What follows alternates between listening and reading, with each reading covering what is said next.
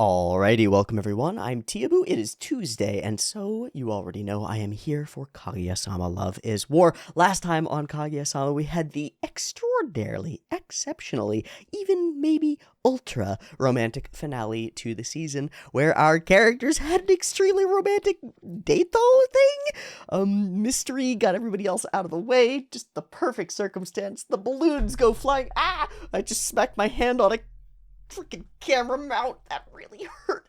Ow. It hit me right on the, right on the knuckle. Okay. Balloons go flying, pop, bonfire, happiness, joy, and a kiss between our characters. I'm beyond ecstatic. I'm so happy that this romance anime went the way that it did. I really like the ending of the season, and it's not even the ending of the thing, even close, I guess.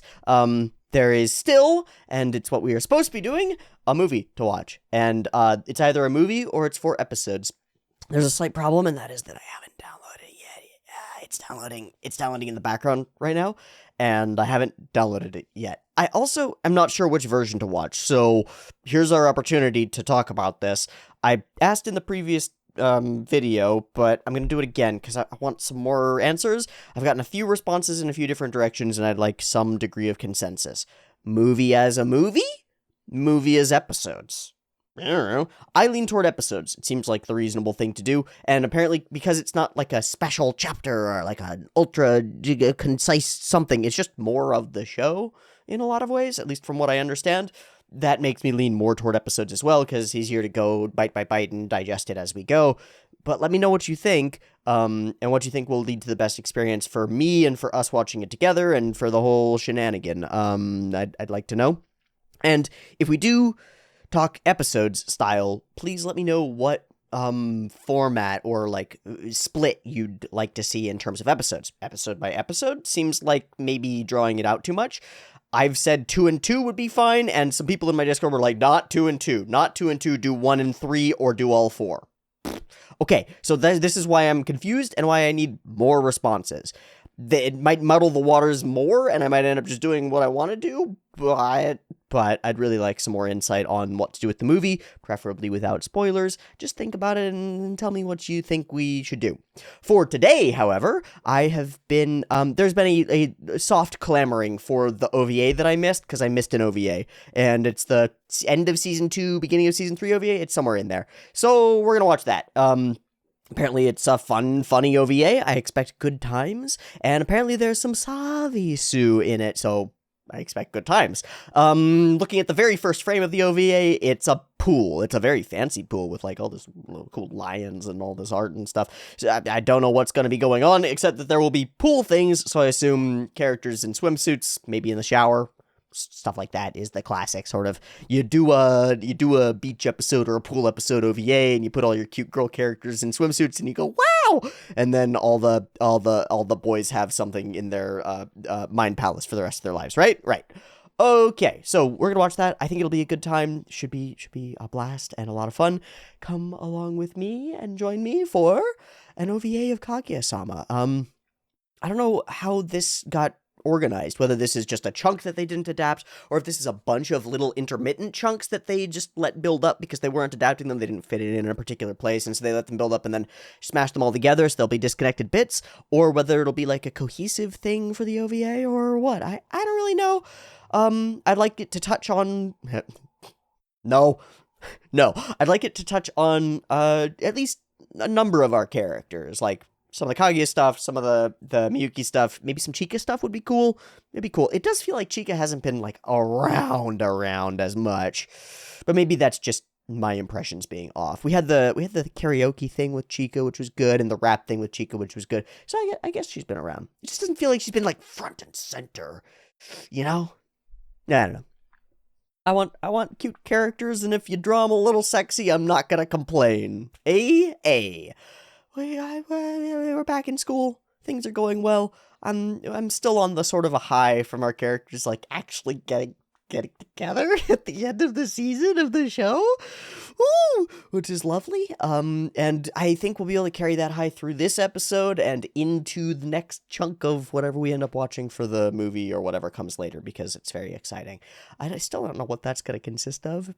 I just don't know. I know what the title of the movie is now, The First Kiss That Never Ends, which is super cute. And it's like the honeymoon that never ends, because it's not like literally a first kiss that never ends. That would be a problem. Hard to breathe. But you know, like the honeymoon phase of a relationship, the start of the thing where it's like, oh my God, it's happening. Oh, I'm so excited for it. But I'd really like to watch it in the best way possible. So let me know what you think that would be, and we'll get to it next Tuesday. Okay, for now, we're going to watch the OVA, have a fun time, chill out, have some tea. Hope you've got a beverage of some kind, or whatever strikes your fancy, and let's hang out and watch some Kaguya. I will say, you know how you get a relationship with characters, and you get a sort of a vibe with a show, and there's an emotional experience that is a part of the show itself. That has been improved dramatically over the past week. And what do I mean? What I mean is, now that there's finality to it, so I don't have to worry about the finality of it during all the watching of it. The finality's already final. It's like, all right, it's already set. It's already set. We're good. We're chilling. We're chilling. The nerves are gone. It's just like the show's already gonna nail its landing. I can enjoy the performance now. You know? Okay, here's a weird analogy, because I love weird analogies and I'm in blather mode, so let's blather. You're watching like an Olympic gymnast's routine. There's this tension there the whole time. It's like, but are they gonna nail the landing? And the whole time, while you're watching them do like crazy flips and shit, you're not really like watching the crazy flips and shit. Maybe you are, but you're wondering if they're gonna fuck it up, if they're gonna nail the landing, if they're gonna miss something big that's gonna make all of that worthless, right? But if you knew 100% that they were going to nail the landing, then you could enjoy the whole performance part, right? Yeah, that's sort of what this is like. Going back to the OVA here, I got no nerves. I know where this ship is headed. I know what the destination is. Now it's about little bits of the journey that'll be fun and additive to it, that I know won't cause everything to collapse, you know? And that's weird. It's really weird that that's the case, because it's we kind of knew that anyway. It's kind of in the premise. It's like, this is a romance show that's a good romance show, and that means probably it goes somewhere. Okay, so we know that in the back of our head somewhere, but it's not confirmed. It's not real. It's not true. Now it's true. And now, it's like a weight off my shoulders. It's just nice. It's just nice. I know that my characters are going to romance. It's great. The watching them suffer and worry and fight and bicker about it is no longer tense or intense in the same way. It's like watching a real loving married couple bicker and fight. You know what I mean? Where you know that it's not going to actually influence the fact that they love each other, and so it's just a part of the background noise, or like the vibe of the thing. Yeah, it's different. It's very different. It's crazy how one element of the story changing like that can really change the whole of the story like that. It's also part of the danger of doing a big change to the story like that. If you have a story dynamic with a bunch of characters, and the character dynamic is entirely centered around them not telling each other their feelings, might ruin the dynamic. Scary. But if you're a confident enough author, and you've got a good enough sense of how these things go, there's no need to fear. There's no need to fear, because there is plenty of shenaniganery to get up to after a kiss or a confession has happened. Like, the game doesn't end here. If it did, none of us would be, like, having struggles past high school, right? It goes on. It goes on for a long time. High school is such a tiny fragment of your life. You know, we think of it as like, oh, it's the portion of your life until you're of age, like 16, 17, 18. That's incorrect. It's actually the portion of your life between like 14 and 18, right? It's just that one like little tiny chunky years. And those are maybe the first years where you're sort of an adult almost, and conscious and things, and having to deal with a society that you live in. And so they're important years. But you got a whole lot more of those, like a lot more of those. They're coming down the pipeline, so it's not everything. It doesn't all fall apart here. Anyway, we're blathering. I just wanted to say that it feels really interesting to have the relationship like semi-settled. At least the first confession-y part that we've been dealing with for 3 seasons is semi-settled. And so looking back, it's very different. It's very different. Cool. I wanted to say that. That's been said. Let me know what you think I should do for the movie. That's been said. Let's watch the OVA. Should be fun. Early access on the Patreon. Thanks for joining me. 2 versions of this reaction video. Picture-in-picture in the description. Timer on YouTube. Beep beep timer to count down. Let's get to it. Kaguya-sama Season 2 OVA? Season 3 OVA? I don't know. It's the OVA. It's the one with the pool. Let's watch it.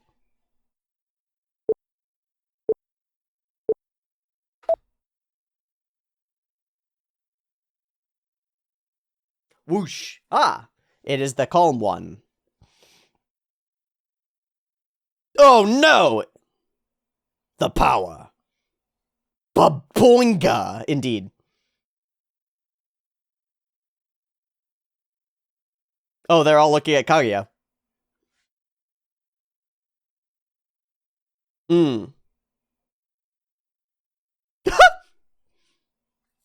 Indeed. The jealousy begins.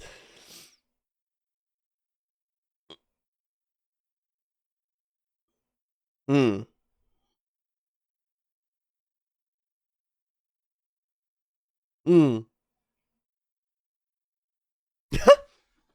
How dare you? I wonder what that was. Impossible.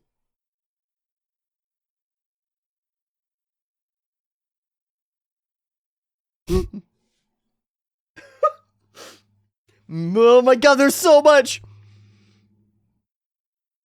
If you're not gonna give me titties, give me the panties.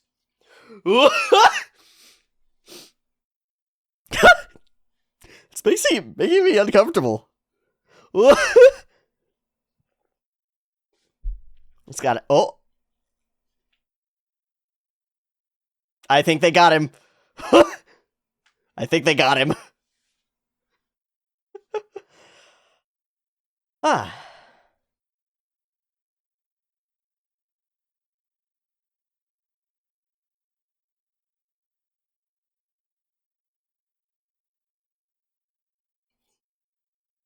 I missed that.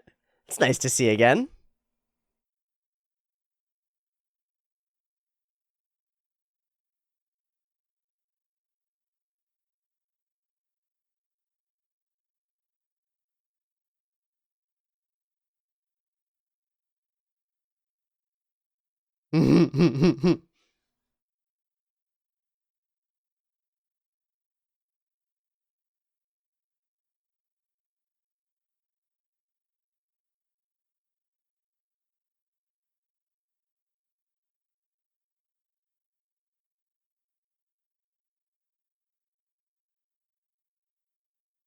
I do miss this. This was a great OP.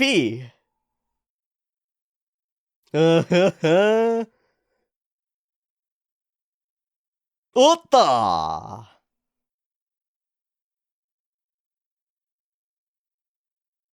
Victory.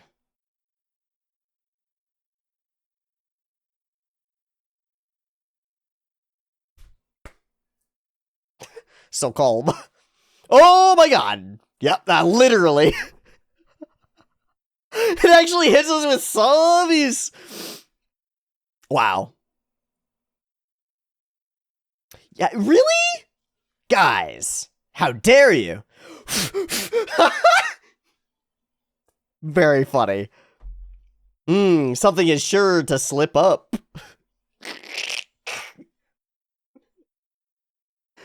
I think they're not my guy. Oh, here we... Oh my god. We're just gonna be joking with it like that? That makes it impossible. Oh my god. Alright, which guy next? Staffers did they hire for this? Hey, showers! Thought so.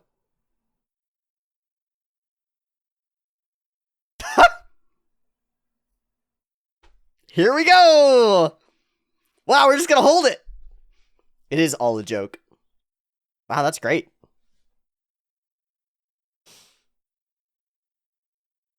I wonder for whom this is. It's for me. Oh, wow.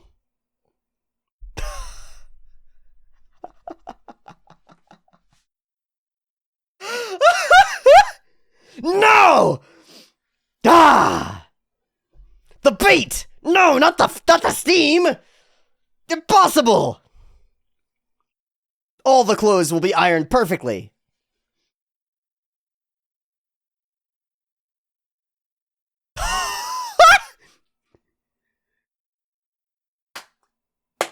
I see!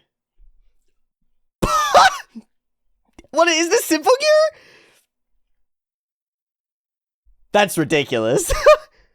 No!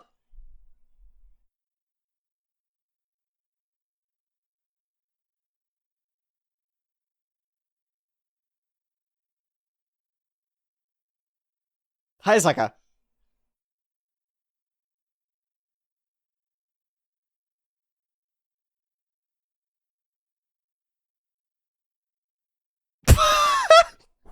Oh my god. That was quite a scene.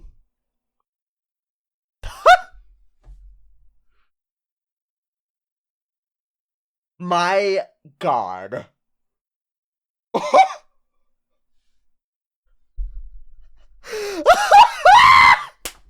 And there we go, when we hit the music.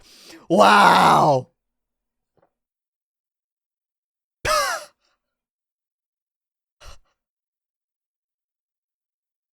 Look, I have said before that the whole thing that this show does most excellently is take the joke and then take it too far. I never thought about applying it to the pure sexy stuff, and it works great. No! Curse you!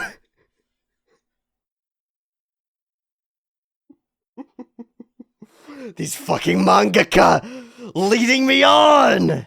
Liars.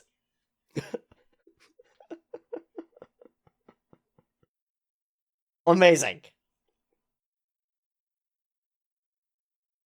Motherfuckers. Of course she would read it too. Huh?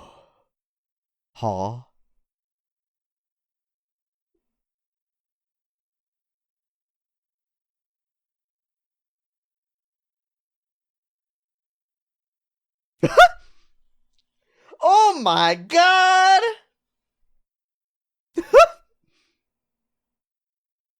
Right. Yeah, infinitely. Amazingly.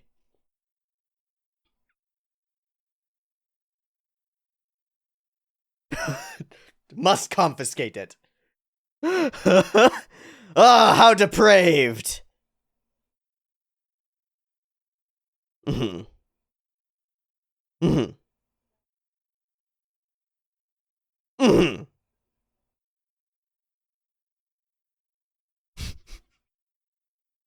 Oh, then let's check. Let's make sure.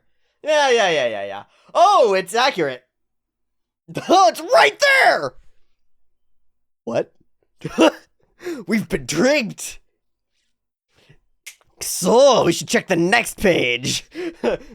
Just make sure. Oh, gross. Well, I mean, one more, you know? That's pretty interesting. So, flip. Ridiculous. Actually, it's exactly correct. So, sokka.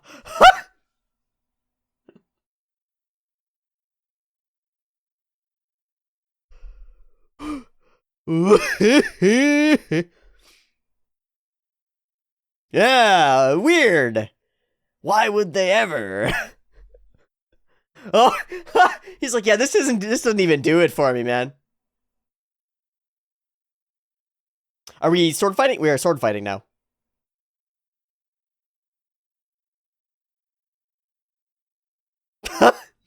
What? You wanted to read it? Of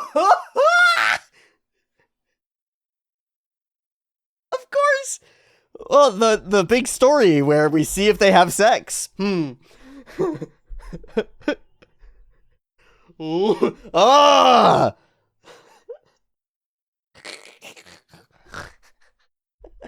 Dore? Oh. What?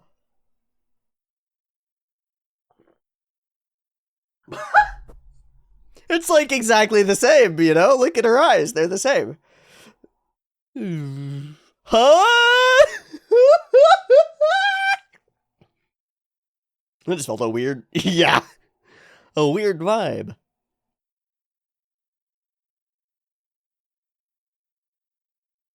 Somehow.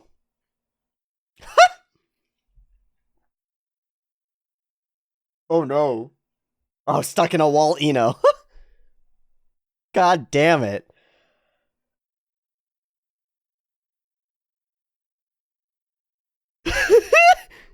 Yeah, everybody's getting sick. Yeah.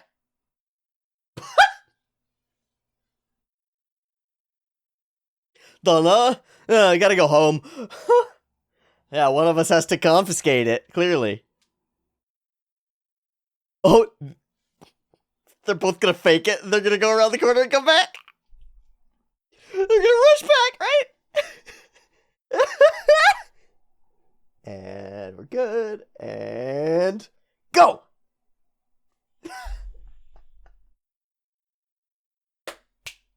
Amazing. And they're both there. I'm sure, right? It has to be both of them. Oh no! Oh no, they're gonna think he left it. Oh, ii Honda.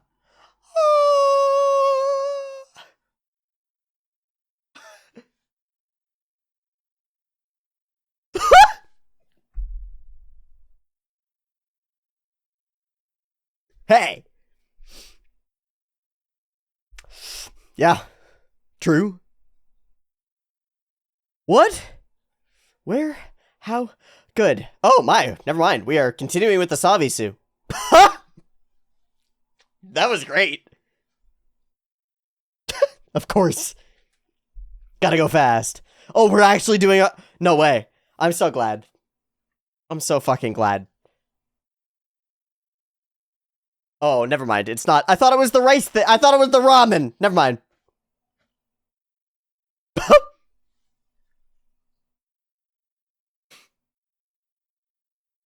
What the fuck is happening?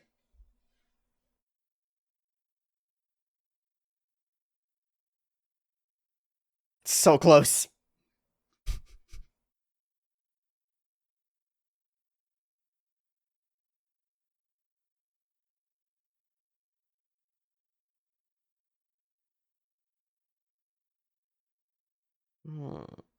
Mm-mm. You prevent it from getting sticky by leaving it overnight before you fry it. Uh-oh. Uh-oh! Oh!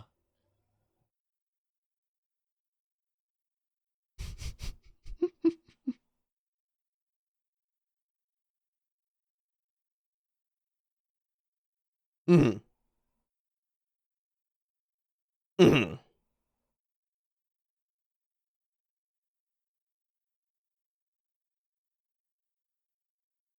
Nope, the fight goes. Alright, here we are. With the fairest judges in the world. Fujiwara and Kaguya. Oh shit. I think I give it to Shinomiya. Why would that be surprising? To prove that she can cook? Aww. Aw, it's cute.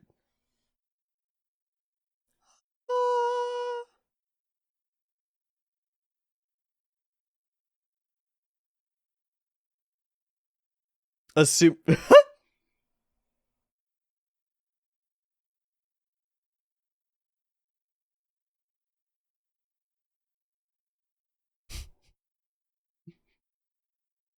Adjudicator and head judge. Fully came running. Good. Good. Yeah. Oh. Is that the Salt Bay joke? Fuck you. Fuck you, show. The perfect smell of rice. Got the walk technique. Oh shit, I'm not a chef in a kitchen. Right. Okay. Nice.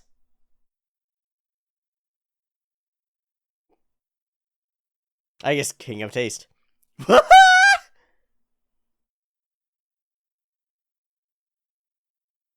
Crazy.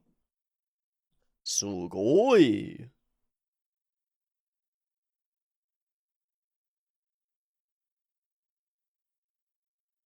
I'm not a fan of oysters, personally. Are we gonna do... No.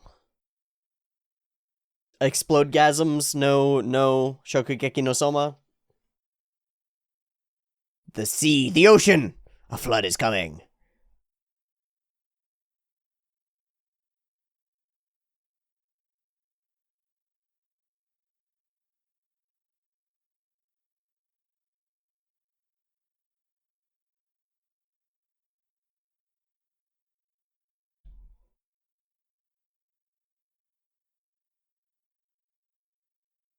Well, no, don't like them. Where did she get fresh oysters? Well, she is super rich, so... No. Not at all.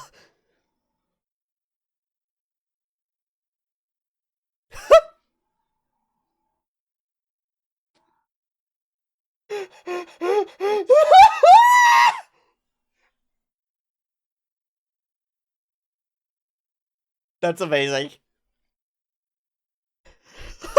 The faces! Oh!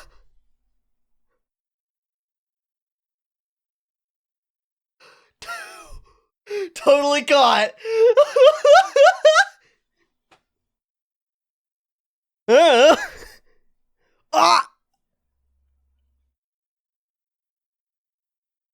Who's animating this? This is insane.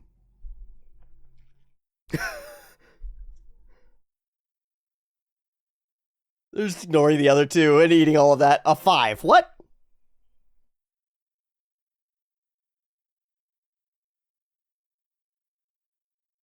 You ate it all.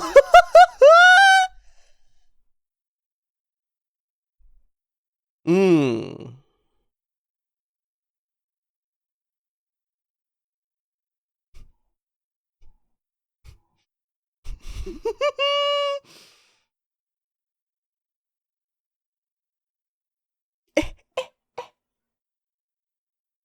Hmm. Sounds like good judging.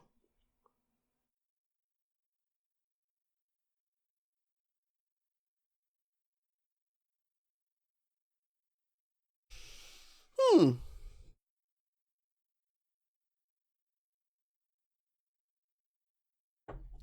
Alright, we'll take it. I don't have to murder you. Or ruin your family. That was pretty good.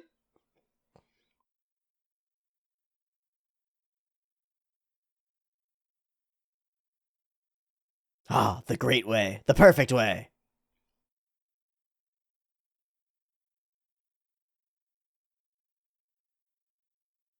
You don't say anything, you fucking liar monster. Dude. Mmm. Did he do the rice in the broth? No. She's making that shit up. She's fully making that shit up. No, fuck off. They're just normal eggs. Oh, oh, oh, oh.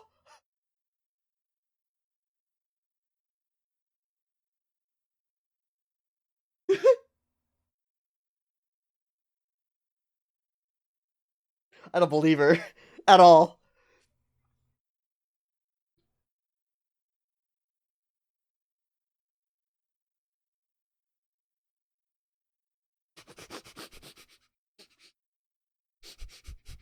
And here she goes again. Yeah, I saw that smirk. I saw that smile. Why?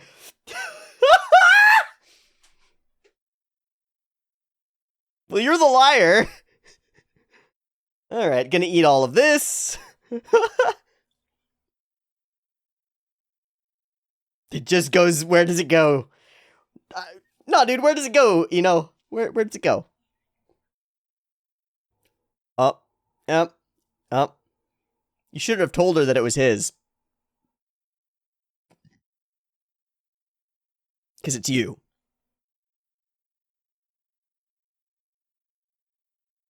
I hate you.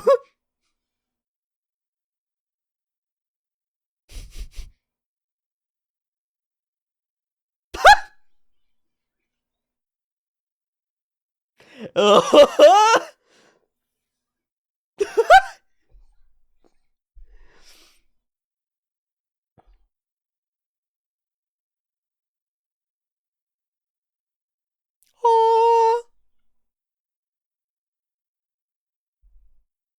Mm. Mm. Frup, frup, frup, frup.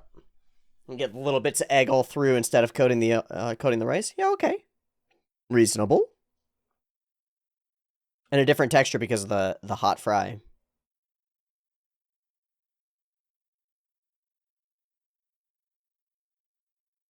I don't believe it. Whatever she's gonna say, I don't believe. Not even a little bit.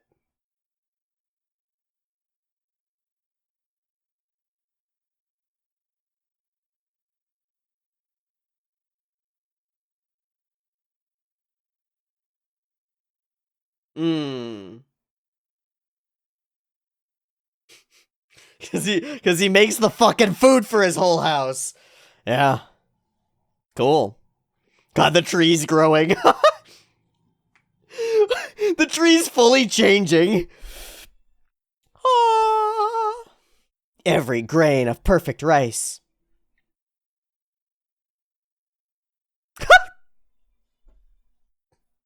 So insulting every time.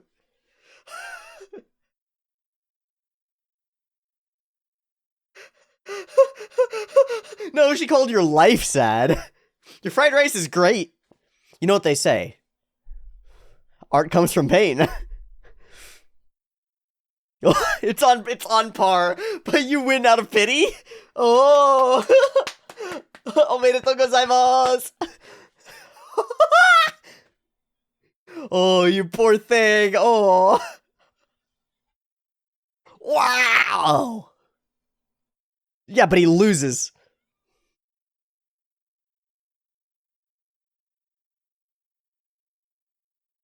She ate 3 whole things of... Oh my god, and something.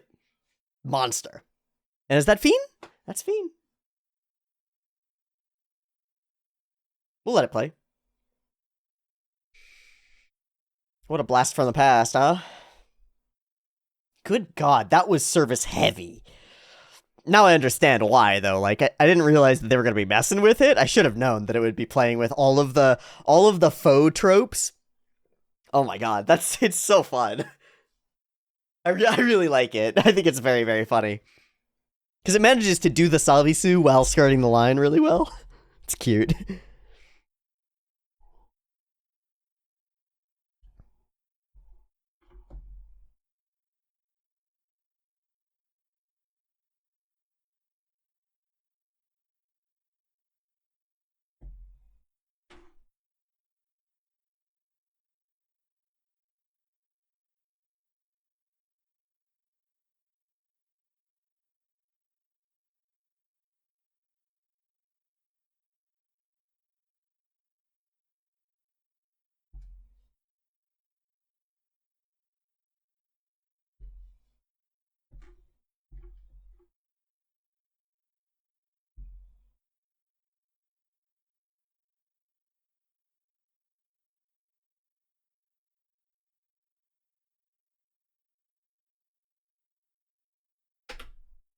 Bada bing, a bada bang, a bada boom. That was a hell of an episode. Second half, rather ordinary. Could be a bit anywhere.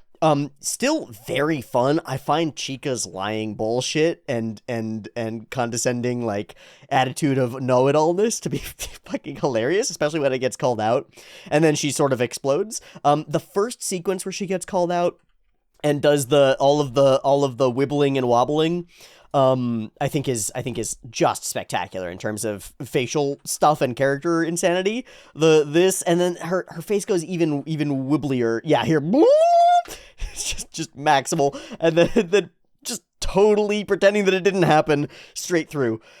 Oh, that's good. That's good stuff. Good joke, fun sequence, pity for Shirogane. Also some lovely moments where all the rice flies around and all is all golden. They're all cool little moments. But the reason we're here is for the first pair of halves. First, Savisu. Then, it's really an interplay, because what's really going on here is not the service that's here for us, it's that Ishigami is reading a manga that's very similar and is doing all of the things that a mature aimed for adults manga that's not quite erohon, not quite actually full porn, does all the time. And it's frustrating if you're there for the pantsu and the savisu and it's not giving you the savisu. That's exactly the kind of high school shit that you'd get up to, the kind of adolescent craving for the sexual is something. Yeah. And so every time that something is going on in the scene that we're watching with Kaguya and Chika, something similar is going on in the manga that he's reading, and he's getting more and more frustrated as it doesn't show anything. I think it's a great gag. And it's so funny that we've spent a number of episodes talking about the will they, won't they on the romance side, the kiss side, but there's a whole immense body of literature, let's say, that has an entirely different kind of will they, won't they, which is the will they, won't they on the fucky wucky side, right? Like, will I or will I not ever get to see this character's titties? Is a huge carrot on a stick dangling in front of adolescent and older boys, like, hey, come read the next chapter, you might get to see something, right? All the time, that towing the line of putting fun stuff in there. That's really good to make fun of, and you get the mangaka really pointing at it here and poking fun at it and demonstrating that they're capable of doing it in their own story with their own characters, and that's really fun. It to me, it's the essence of satire, or the essence of parody, is to extract out that sort of sequence or that sort of form and feel and emotional content and apply it to your own set of characters in a way that actually works.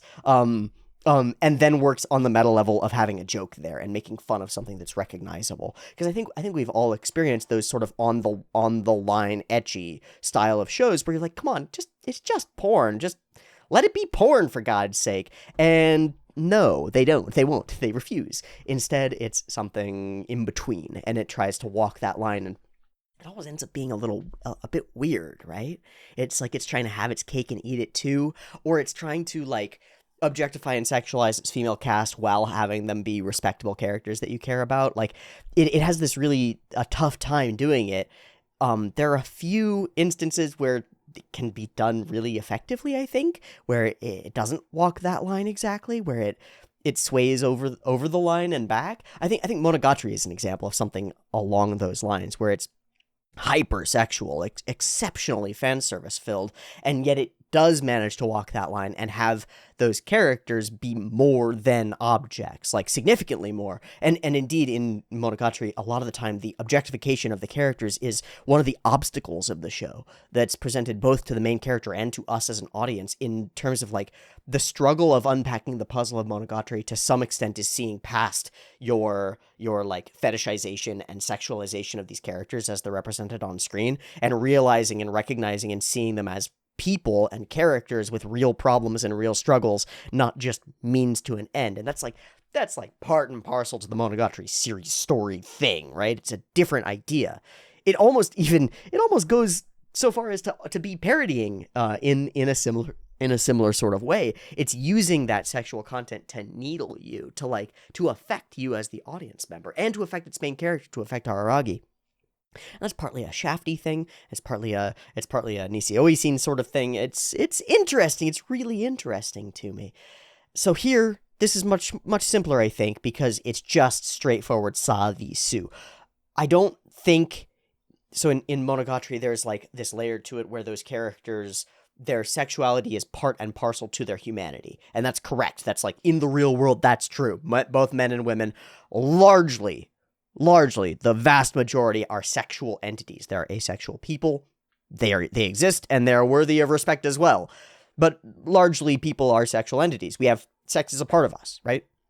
but we're also full fucking people, and it's just one part of us. It's not the all of us.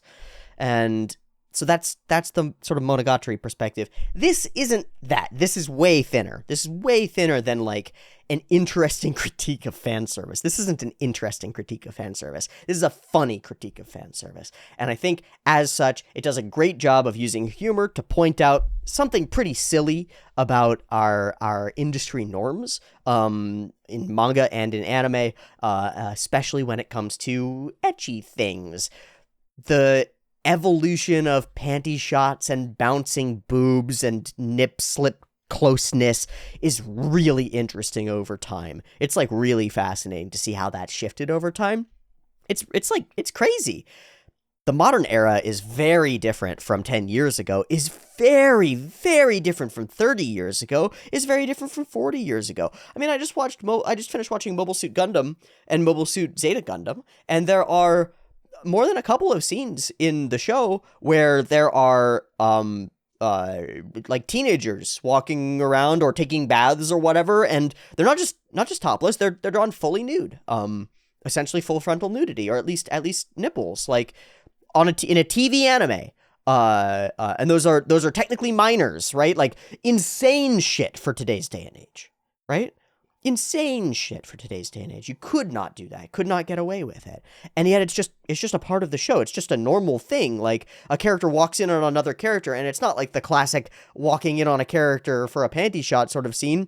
Just accidentally walks in, is like, oh shit, nudity, leaving. And it's just a thing that happens. It's just that. That's 30 years ago. 10 years ago, different story. Now, different story. And a lot of that is this continuous critical discourse that goes on around media. It's like there have been so many articles and so many critiques and so many things written about so many shows and so many pieces of media and so many pieces of things in the industry that everybody's trying to sort of walk two lines in some sense. I don't know how to put it. It's like there's a split identity where we're simultaneously trying to be there's this like very prudish Puritan mindset combined with this very hypersexualized full front and center sort of thing. And I think we actually managed to represent that really interestingly here in this piece of the story, because we have this depiction of these characters, and as Ishigami is reading it and getting frustrated with the lack of sexual content in the Arrow manga that he's reading, and we're seeing sexual content in scene, right? And getting, frustrated with it, holding, and we're showing and demonstrating those scenes each time as Ishigami experiences them. That is juxtaposed later, and it gets like really raunchy, right? But it's all totally fine. It's really quite raunchy, but it's all totally fine. Like, these characters are rubbing on each other, and the implication is that they're literally fucking, and the dialogue is, like, insertion. It's, like, straightforward sexy. And then there's the scene where Kaguya is standing up, and it's, like, a full frontal nude scene, right? As exceptionally sexualized as it could possibly be. But it's all airable. It's all technically airable on TV, right? Because nothing is technically ever shown, even though that's as sexual as it gets. And then we turn our attention to this side of things, and our characters are simultaneously pulled and drawn toward a truly, like, fully sexualized piece of content, actual sex in the manga, because it's porn, right? And yet their dialogue is the opposite. It is, oh, how disgusting. Oh, this isn't for me. Oh, how gross. Ooh, titties. Oh, this isn't, what sorts of people would ever? Yum. Oh, God. Oh, gross. Oh, wow, hot. Oh, gross, right? Like, what's going on here? We're making fun of the characters because they're lying to themselves, but I think really we're making fun of all of us, right? I feel like I'm the one being made fun of, and for good reason. Because it's ridiculous, because it's silly. It's silly. The whole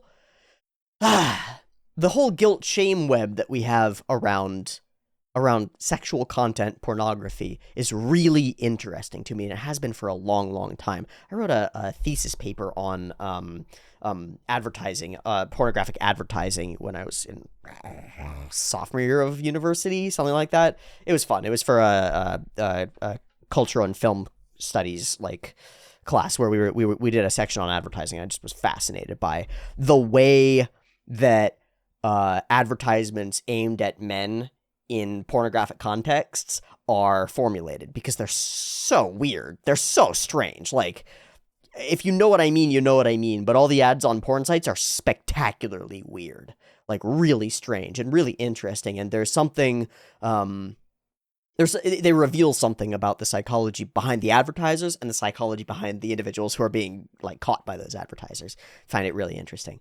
But what we get here is that push-pull sort of thing where our characters refuse to admit their natural, genuine attraction to imagistic representations of human sexuality, which is pretty normal, refuse to admit it, try to like bait each other into leaving so that they can acquire it themselves. But the layer is, socially, it's improper to admit your experiencing or enjoyment of pornographic materials, yet it's near universalized. It's like really common. And then all of that gets like juxtaposed with the previous sequence that we had, where we got that experience of what the sexualization, when it is normal and allowable to some extent to experience, and like totally socially normative to watch an ecchi show in some sense. Now, that said, I don't think I'd want to be watching the first half of this show with like a parent potentially walking in, or certainly with children around, for example. It goes pretty far over the line. And I think that's the interesting thing about the chunks here, is that why is that permissible and this not? And I don't know whether the argument is that this should be permissible, or if the argument is that that shouldn't be. I think that the argument in general is just, wow, our attitudes toward sex in media are strange. Because they are. Our attitudes toward sex in media are very strange. Human attitudes towards sex in general are really strange. American attitudes towards sex in general are pretty strange. Japanese attitudes towards sex in general are pretty strange. And it is worth noting that the Japanese like sex industry is really weird, and is exactly this kind of thing that I've been poking at, which is the surface level, very proper, under the surface, very freaky sort of situation. You know what I mean? So there's something to that that's pretty interesting to me. I'm really intrigued by it. I wonder, I don't know. It's been a long time since I've had like a real talk about Savisu in anime and animation. Monogatari is one of those where that comes up pretty frequently, as we've talked a lot about Savisu in Monogatari. And then I think the last time before that was like SSSS Gridman, because there's an episode in that gets pretty sexy, with characters in swimsuits, because they go on like a school trip and all the girl characters are in swimsuits, and our boy characters are like, shit, they have bodies. And it's exactly right. It's like, I think that episode sort of nails it in a simple and straightforward way. This is much more meta, is much more interesting, because it is parody, really. It is poking at reality, really. It is using these characters in this circumstance to joke about the thing. And then there's this sequence that I think is really interesting. Doesn't this character look like somebody that we know? That's super interesting, because it's no joke that men do seek out imagistic representations, pornographic representations that are similar to people that they're attracted to. No joke. Does happen. And our characters have a really interesting response to that. They're interested in it. We use it to tell some jokes, like, I'm not interested in that type of character, as Ishigami says. But there's one moment where it's like, we really shouldn't be bringing up people we know, right? Something about that takes it a step further into being it's more wrong, right? And I think there is something that's more wrong about it. It's not just a fictional character on a page or on a screen, or an actress or an actor on a page or on a screen or whatever. You're Now applying it and objectifying a real human being that you know in world. That's interesting. What does that say about the scene that we just had with the sexualization of a bunch of characters that we as an audience outside of the world view as real people? Because from outside looking in, we view them as real people, even though they're characters. We view them as characters in a non-sexual, non-pornographic context. And so to sexualize them in that scene that we just had in the shower does something to our relationship with those characters. It's really interesting. So we poke at that too, as Miyuki says, don't bring up people you know. And yet we just watched sexualization of people that we know. Even though they're not people to us, they're people. Super weird, right? I don't have any real like conclusions that I'm going for here, and I don't think that I fall on any particular side in any of the debates on sexualization in media. I just don't fall on any side in them. It's fine. I'm always curious about the different arguments that get thrown around, and I'm always really curious about people's emotional responses to these things, because people do have those sorts of like full disgust responses to sexualization of their characters, or full love response, like super into it responses, very defensive sometimes, like, no, it's correct to be doing this, it's right, it's totally okay, and they're not real, and fine, right? But like, what does it do to the viewer, the experiencer? Because there's definitely an effect on the experiencer when you are exposed to significant amounts of any sort of stimulus. It changes you a little bit. Doesn't matter whether it's sexual stimulus or a drug-related stimulus or bright light. It changes you. It affects you. So a significant stimulus there, significant stimulus related to characters that you know. Does that do something? I don't fucking know. What about the people that you know? Does that do something? I don't know. Why is there such a huge distinction between what is like totally over the top, like ridiculous, all the angles, all the moments, the soap slips through her tits, right? Like as sexed as possibly could be. And yet because we put the steam or the soap bubbles there, it's fine. How weird is that? And how weird is it that many will read hundreds of pages of a thing, right? And see the same titties with soap bubbles 1,000 times. And we'll keep reading in the hope that the soap bubbles will go away and we'll get to see a little circle. Oh my god, a little circle. A little splash of ink. And we're so fucking weird. It's so strange.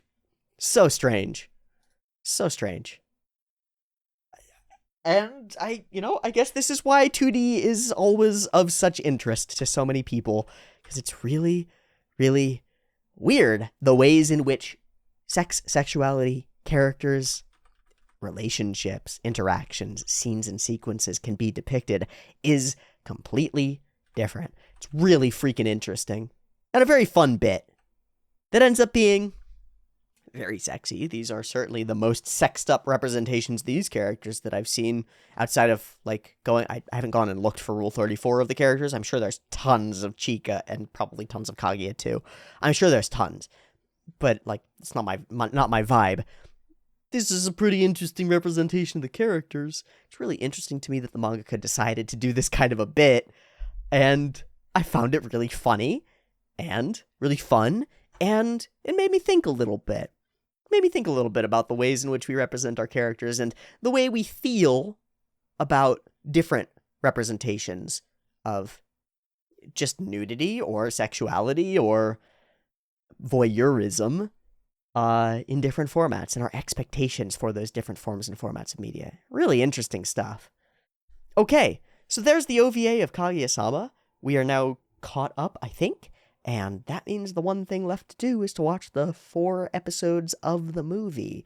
Please, as I said before, let me know what you think I should do for those. If you really think that I should watch them as like a bam, watch them as a movie, let me know that. If you think I should watch them as episodes, let me know what sort of like split you think would be best. At present, I've been recommended 1 and 3. I don't know. Let me know what you think, and we'll get to it next Tuesday. Thanks so much for joining me for this very silly OVA. I will see you next Tuesday for more Kaguya-sama. Much love to all of you. Thanks for watching. Peace.